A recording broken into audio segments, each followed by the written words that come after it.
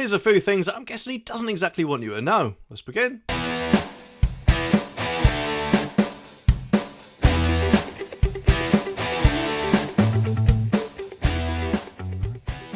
Now, of course, yesterday we had one of Keir Starmer's first major speeches saying about how different he's going to be from the Conservatives. He was basically blaming for everything. Because let's face it, he seemed to say, I didn't want to do it, but I had no choice. I need to cut winter fuel allowance, and I needed to let people out of prison early to create more spaces. There is just two problems there, Keir. Number one, what you could have presumably actually have done with the prisoners is got something like the prison version of one of those bitty Stockholm barges, and thereby, I guess, create an extra 500 places or so, though admittedly, yes, it would have taken a little bit of time to be set up, but let's face it, we're here and now that there's something like less than 100 prison spaces left. So surely something like this would boost it up a bit. Also, let's just get on to the other point, and a few more after that. Sorry, Keir, but it's got to be said. Him and Rachel Reeves are kind of going about saying that the government had absolutely no idea about this £22 billion black hole. However, Rachel Reeves, I'm pretty sure, did have an idea. And I say that because according to this article, it says laughable for Rachel Reeves to claim she didn't know the true state of the public finances. So what's going on then? How come they're saying this? Well,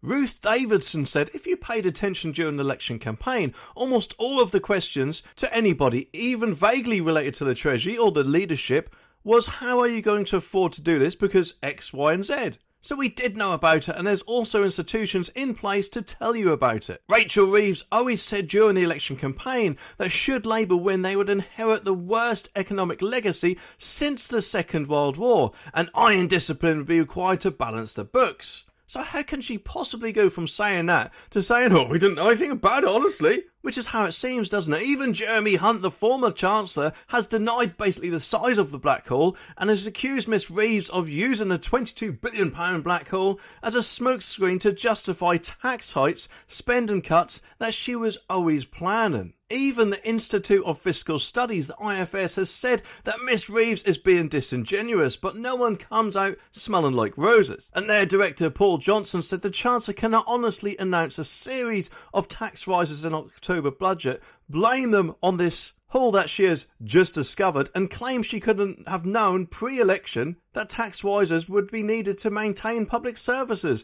The fact is obvious to all who cared to look, and that is a very good point, isn't it? I don't know about you, but I'm pretty sure I remember in the election campaign, Labour said that all their plans would be fully costed and there wouldn't be any need to do this, this or this. Something which it does seem they are U-turning on very quickly. But what else is there then? Well, how would you feel knowing that obviously as the electric bills are going up, which as I said previously, Labour said they had a fully costed plan on how to make sure that doesn't happen back in 2021 or 2022 or whatever it is, and obviously now that seems to have gone past the wayside, doesn't it? But also people now have to make sure their money stretches further, and therefore that winter fuel allowance is going to impact quite a lot of people, isn't it? Especially if they're only just over the limit on which they'll get taxed. However, that won't affect you, apparently, according to this article, if you're a British expat living in the EU, which is just absolutely crazy, isn't it? No doubt, of course, is probably one of his incentives to try and reel us back in, I'm guessing anyway. But according to this article, it says that British pensioners to keep their winter fuel allowance if they live in the EU.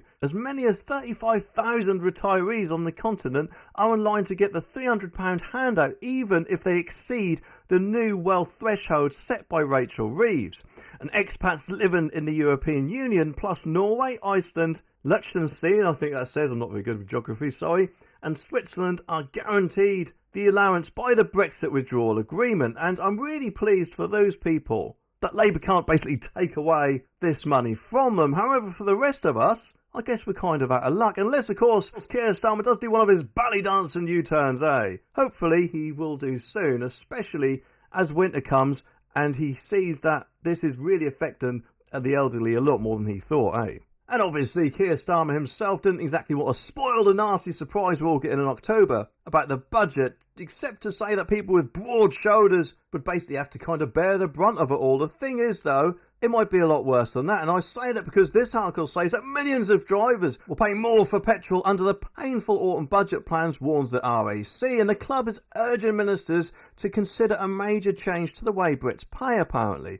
Drivers, it says, according to this, have been warned that Chancellor Rachel Reeves is set to squeeze motorists further as the government seeks to fill this £22 billion black hole that, let's face it, Labour won't shut up about in the public finances. So what are they going to do with that then? Well, I'm guessing the first things it even says here that the fuel tax has been frozen at 57.95 pence per litre since 2011, in part thanks to the Sun's Keep It Down campaign. Shameless plug for you there. And of course it was even temporarily reduced by 5p to 52.95 pence in 2022, a cut which has been carried forward to 2024. However, the RAC is now urging drivers to prepare for the first rise in the rate of over a decade, returning to pre-2022 levels. I'm guessing she may even go further than that. She might round up to 60 or even 70 pence, which may not sound like a lot, 3 or 13p over the additional 5p. However, that will surely mount up, all depending on how big your fuel tank is. Not forgetting the last and most important thing, in my opinion anyway. All of these cuts or tax rises or whatever surely could have been avoided, in my opinion. I say that because, wait a minute, all you commenters or keyboard warriors, can anyone remember a little while ago when Labour just went into power, they won, they said, while the rest of us were basically crying about it, at the mere thought of what a toss pot he would be within the next 5 years. And of course we're seeing that now, aren't we? But there is one thing that they didn't even question about in his speech, although admittedly I was starting to get a bit tired because Keir Starmer is a bit boring, in my opinion anyway, and that is this. That £22 billion black hole could have been reduced by, what is it, £11.6 billion, or around that figure on what I've heard, that Ed Miliband, the Energy Secretary, from what I'm aware, is going to be giving all of that money to help fix climate problems overseas. I mean, not being funny. And whilst Labour are fully going down the green environmental route, it seems, but surely shouldn't we, if we are in this mess, have the right or be entitled to use that money for ourselves first? Let us fix ourselves, and then I guess he could help out the climate emergency, even though, from what I've heard, in medieval times the planet was 2 degrees warmer than it is now. But of course they don't like to say that to you, do they? And not only that, but all this money's just given the junior doctors. Isn't that included in the £22 billion black hole, which wouldn't have been included if he didn't strike that deal? And let's face it, unfortunately with strikes, or people that try to hold the country to ransom in general, if you pay a ransom, they come back for more and more and more, don't they? Then, in fact, from what I've heard, there's unions talking about strikes all over the place. But let's just hope that doesn't happen, because he might squeeze our balls a little bit more than what they're going to be doing in October, eh?